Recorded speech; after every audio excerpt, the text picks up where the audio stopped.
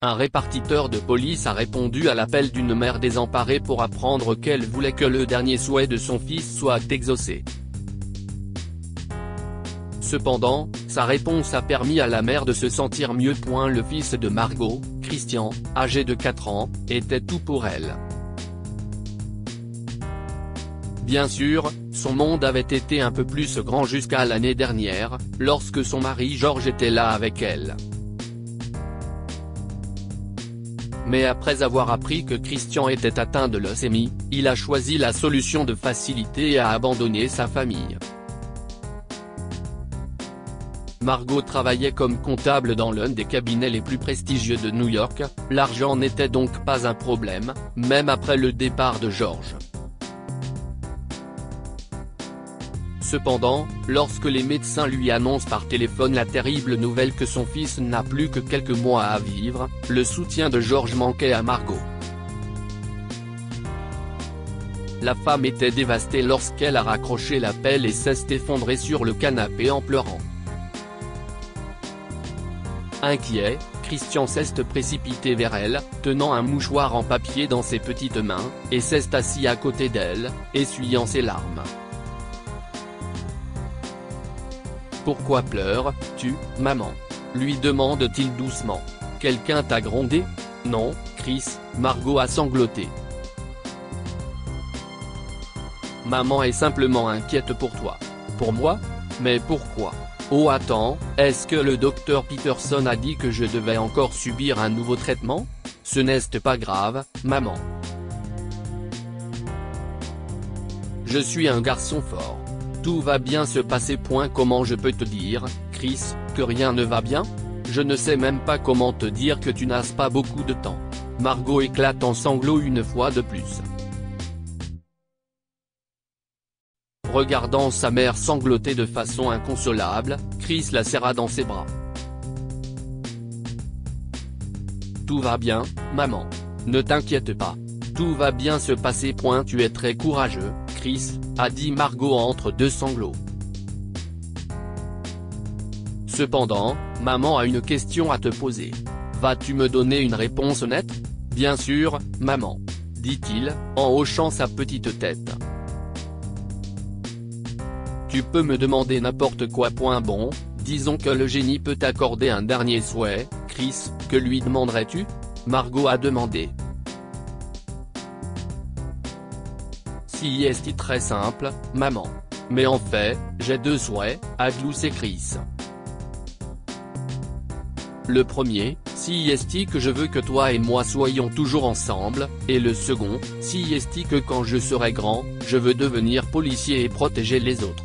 Et qu'un est-il de tes jouets et chocolats préférés ? Tu ne veux plus ? Chris a rigolé. Je peux toujours avoir ça, maman. Mais tu sais, pour devenir officier, il faut beaucoup étudier, et je n'aime pas étudier, alors je demanderai à Jenny d'exaucer mon dernier souhait. Après tout, si estime mon rêve de devenir officier, maman. Après avoir écouté le dernier souhait de Chris, Margot n'a pas pu fermer l'œil de la nuit.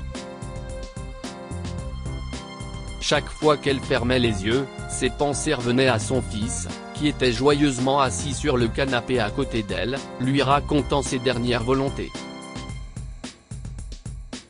Elle finit par sortir du lit et se rendit dans la chambre de Chris. Elle s'est assise à côté de lui, le regardant dormir paisiblement dans son petit lit, et s'est fait une promesse. Chris, maman fera en sorte que ton rêve devienne réalité. Maman ferait tout pour ton bonheur. Le lendemain, après que Chris soit parti jouer avec un ami, Margot a composé le 911. L'appel a été reçu par un officier nommé William Banks. « Bonjour, ici le 911. Comment puis-je vous aider ? Bonjour, mon nom est Margot Smith. J'appelle au sujet de mon fils. S'il vous plaît, aidez-moi. » Les yeux de Margot étaient inondés de larmes pendant qu'elle parlait. Elle craignait que l'agent refuse d'accéder à sa demande. Mais l'agent Banks pouvait sentir le désespoir dans sa voix. Il avait traité plusieurs appels dans sa carrière, et il avait l'étrange sentiment que celui-ci ne serait pas aussi simple qu'il l'avait espéré. Néanmoins, il s'est efforcé de rester calme face à la situation. Nous allons vous aider, madame, a-t-il gentiment répondu.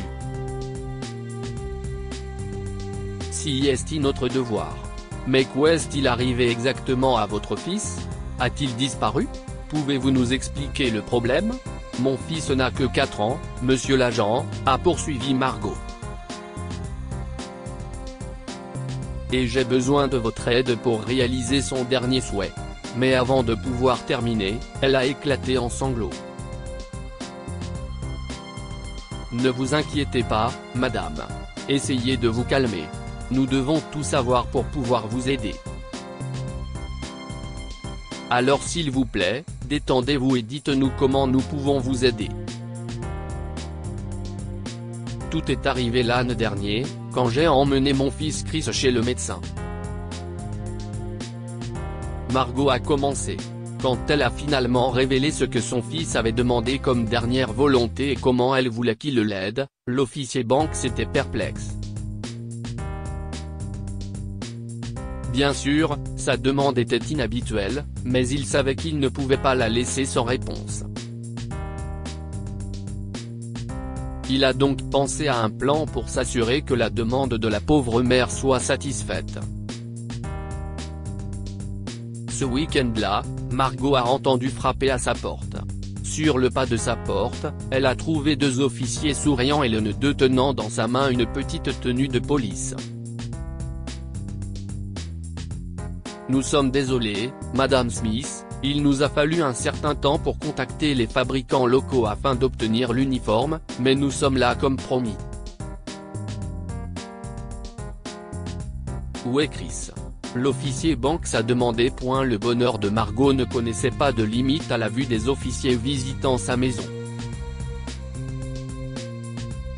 Chris, s'écrie-t-elle joyeusement. Regarde qui est venu te rencontrer. Qui est là, maman? Chris est sorti en courant vers elle. Si est Hayden? Dis-lui que je ne peux pas jouer au foot aujourd'hui. Je dois regarder ma série préférée. Mais en courant vers la porte, Chris a vu les 2 officiers qui l'attendaient. Salut, jeune homme. Je m'appelle William, s'est présenté l'agent Banks. Et voici mon ami Ben. Nous avons entendu dire que tu voulais être policier quand tu serais grand. Voudrais-tu passer une journée avec nous en tant que policier? Et si ta réponse est oui, nous avons un uniforme pour toi. Les yeux de Chris se sont illuminés. Si est-il vrai, maman?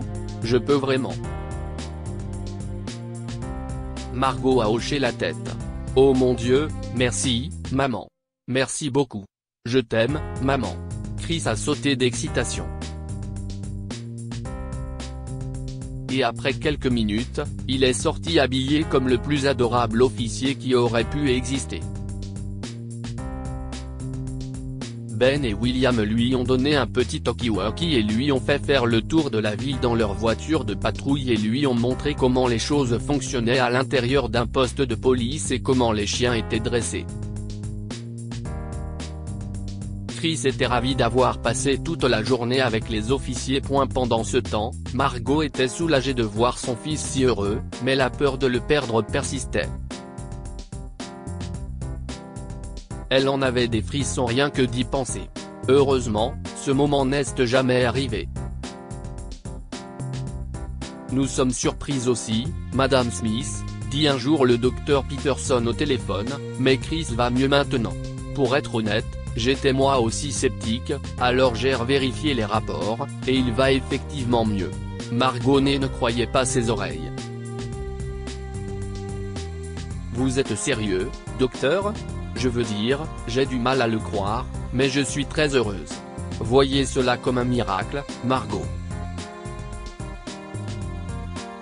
Pour l'instant, votre fils est en rémission.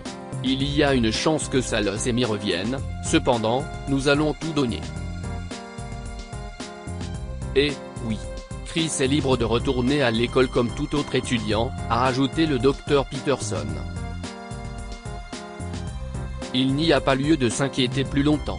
Il devra juste revenir pour des contrôles périodiques afin de surveiller son sang et de s'assurer qu'il reste sans cancer. Merci, Dr Peterson. S'est-elle exclamé, le visage rayonnant. Nous ferons en sorte d'être là pour tous les contrôles de routine. Je veux juste m'assurer que Chris va bien. Mais je vous remercie pour vos efforts, docteur. Je ne sais pas comment exprimer ma gratitude. Si est bon, Margot. Je suis heureuse que Chris puisse vivre une vie bien meilleure maintenant. Je vous reverrai. En raccrochant le téléphone, Margot a couru joyeusement vers Chris et l'a serré dans ses bras. Je t'aime, Chris. Maman t'aime. Tu ne vas pas me quitter. Chris est perplexe. Mais maman, quand ai-je dit que je te quitterais? Ne t'ai-je pas dit que je serais toujours avec toi? Oui, chérie, Margot ne pouvait pas s'arrêter de pleurer. Tu vas rester avec moi. Tu n'iras nulle part. Que pouvons-nous apprendre de cette histoire? Les miracles se produisent. L'état de Chris se détériorait et les médecins prévoyaient qu'il ne vivrait pas plus de quelques mois. Mais étonnamment, le garçon a commencé à se sentir mieux et sa santé s'est améliorée. Tous les héros ne portent pas de cape. Certains se contentent de porter un badge et un uniforme de police. La façon dont William Banks a abordé toute la situation et a répondu à la demande de Margot en est un excellent exemple. Partagez cette histoire avec vos amis. Elle pourrait égayer leur journée et les inspirer. Si vous avez aimé cette histoire, vous aimerez peut-être celle d'une femme qui suit le petit garçon qui prend les restes de son restaurant de luxe tous les jours et apprend une vérité choquante dans le processus. Ce récit est inspiré de l'histoire de notre lecteur et rédigé par un écrivain professionnel. Toute ressemblance avec des noms ou des lieux réels est purement fortuite. Toutes les images sont uniquement destinées à l'illustration. Partagez votre histoire avec nous. Elle changera peut-être la vie de quelqu'un. Si vous souhaitez partager votre histoire, veuillez l'envoyer à info@amomama. Abonnez-vous à Amomama sur Google News.